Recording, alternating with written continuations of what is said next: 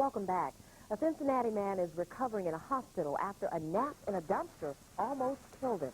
That story leads today's 13 Newsreel. The man climbed into a dumpster in an alley Thursday, and his timing could not have been worse. Thursday is trash day. A trash truck came by, picked up the dumpster and the trash, and the man were poured in and squished. Workers heard the man yelling, and they got him out, but not before both of his legs were broken. Wednesday run. The owner of 3 pit bulls in Greeley, Colorado, says his dog saved him and his fiancée from being killed in a house fire. The man says he woke up early Wednesday morning because his dogs were barking and scratching at his bedroom door. When he got up and opened the door, he found his hallway filled with smoke. The man says he grabbed his fiancée and pushed her out of a window to get away from the flames. The couple's mobile home was a total loss. Mother Nature packed a powerful punch in Iowa as severe thunderstorms rolled through the central part of the state. In Des Moines, the storm flooded roadways, turning streets into lakes and causing some cars to stall. In Ames, high winds toppled trees and tents at Jack Trice Stadium. No one was injured. Crews are expected to start cleaning up as soon as the weather clears up. Final preparations are underway for the opening of Hong Kong Disneyland next week. Workers are putting final touches to the theme park. The Walt Disney Company president says Hong Kong Disneyland would be ready to open on Monday. The park is a joint venture deal between Disney and the Hong Kong government, signed back in 1999. Well, Hurricane Ophelia has weakened to a tropical storm, but will it impact our weather? Meteorologist Andy Wood has the latest. Hi, Andy. Hi, Calandra. That's a big question. Will it impact our weather? We've got a better idea. I'll tell you this right now. We've got a better idea on where it may be headed, but the timing on it is the big question. We're going to answer all your questions coming up after the break. But first, here's where we are so far today. 84 degrees outside, a lot of sunshine, low humidity. Look at the temperature this morning, the low of 60. We were only 5 degrees from the record low set back in 1997. Like I said, coming up, we'll have the latest on Ophelia, what it's doing, where it's going, all that coming up. Always in a rush at the dinner hour? We've got the perfect pasta dish that'll make us look like homemade heroes.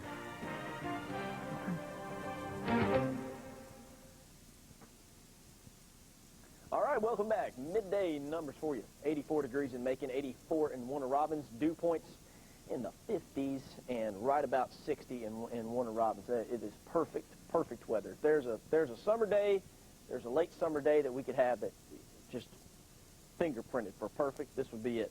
All right, east-northeast winds 14, northeast winds at 9. That's what's bringing in all that dry air, and that's what's keeping the 13 Wmaz live Doppler radar dry. We don't have anything on it. Haven't had for the last 12 days. 12 days in a row with no rain. And when you see your 7-day, might be a little bit more of that to come. 84 in Macon, 84 Warner Robins. Just like I said, with a little bit drier air up to the north, and the reason that they are a little bit cooler is because of that dry air just being zoomed from the north to the south, just being sucked right in on the north side of the tropical storm that you have down to the south. We're going to talk about that in a second. First, here's your forecast for later on this afternoon. As you get off work or get the kids off from school, nice conditions, about 87, 88 degrees, and that's where we're going to end up on this beautiful Friday afternoon. Like I said, 7-day looking pretty good, but it all depends on what happens here. Like I said, we've got a better idea of what this storm is about to do. Current stats on the storm so far, this is a tropical storm now. It was a hurricane last night. It actually increased in intensity a little bit, and all the dry air that we have that's providing us with good weather has been kind of just pulled into the storm, and it's broken it up a little bit, but it's still pretty strong, and it is expected to gain strength. The pressure has been dropping, so that might mean that the next advisory at about 2 o'clock could strengthen a little bit. Here's what's going to happen. We had a cold front that's going to move down into the Ohio Valley, Tennessee Valley over the next day or so. That's going to push it this way, but you noticed it did a U-turn. All of a sudden, it's coming back. Why is that? A big high pressure on the backside of that cold front is going to build in, and we're talking about Tuesday here. We're talking about Sunday, Monday, Tuesday. This big high pressure is going to build in. The flow around that, all those winds are going to drag it back. So what it's basically going to do is come on out, do a U-turn, and come back in. And we've got pretty good guidance that is probably what is going to happen. Here's where we start out. This is the National Hurricane Center models. These are the spread of all the models. Different color is a different model. You see all the colors on here. And, all right, the black, first of all, if it's to keep its current course, it goes straight up to Nags Head, North Carolina, straight northeast. But you can tell a lot of these have it turning more. Some of them have it turning towards Florida. Key thing here is the eastern coastline looks like it's under the gun for at least a tropical storm or possibly a hurricane the next 7 days. We're talking about next Wednesday. We're going to be talking a lot about Ophelia, as you can tell, over the weekend. The website's got a lot of material on it. We've got the latest on the storm, so track it all weekend long. Good site to do that. 89 degrees, a lot of sunshine, and weekend looking real nice. At this point, we're not going to forecast rain, but it's too close for comfort, so just keep us tuned. All right, we'll go over to Mr. Food now. We always seem to be moving in overdrive. Maybe that's why we want to get our meals on the table fast, too. But there's no reason to sacrifice taste for speed. And this pasta quickie is long on good taste and good looks. Watch. In a large pot, we cook a 24-ounce package of frozen cheese ravioli. According to the package directions, we drain them and set them aside. But meanwhile, in a food processor, we combine a drained 12-ounce jar of roasted sweet red peppers, a cup of grated Parmesan cheese, a half cup of half and half, and 2 garlic cloves. Now we give it a spin till it's nice and smooth. And we pour it over the ravioli, and like that, it's table ready. Well, I told you it was quick. And sure, we can use any brands we'd like.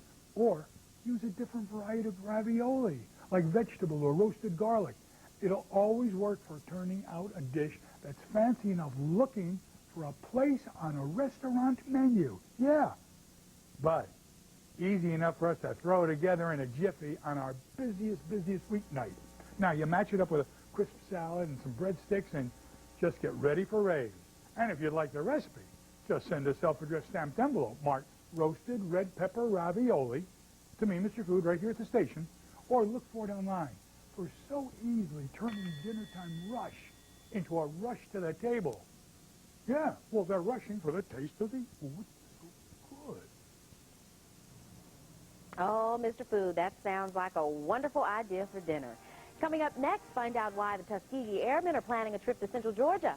Stay with us. The Tubman Torchbearers are hosting a golf tournament to raise money for the Tubman Museum. Joining me now with more is organizer Reverend Wallace Herring. Good afternoon. Good afternoon. Thank you very much. Let's start out by talking about the namesake of the golf tournament, Ola Mae Ford. Ola Mae Ford is our founder. She organized this organization to raise money to get to help the building of the Harriet Tubman Museum. And the museum is scheduled to open in 2006. How important is it that you have the funds available to complete the museum? It is very important because we can't get enough money. So right now, what we're doing is trying to just be a help.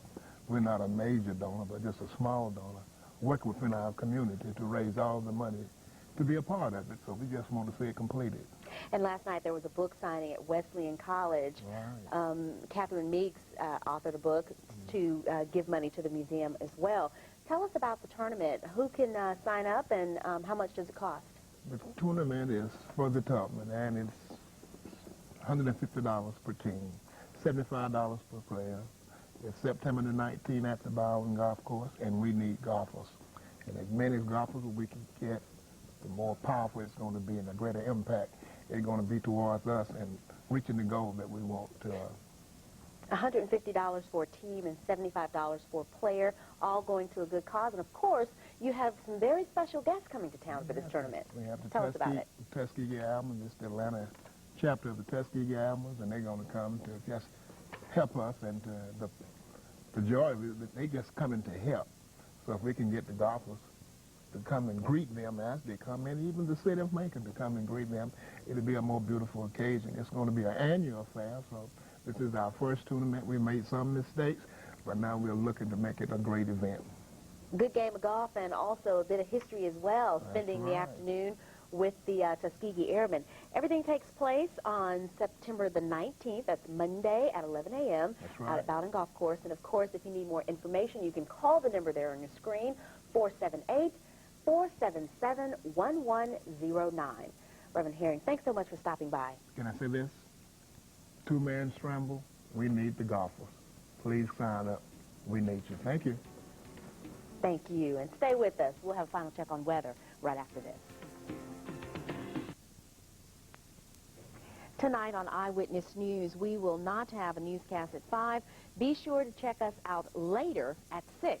The 4th anniversary of the September 11th terrorist attacks are coming up, and we'll take a look at how some communities are planning to remember the event.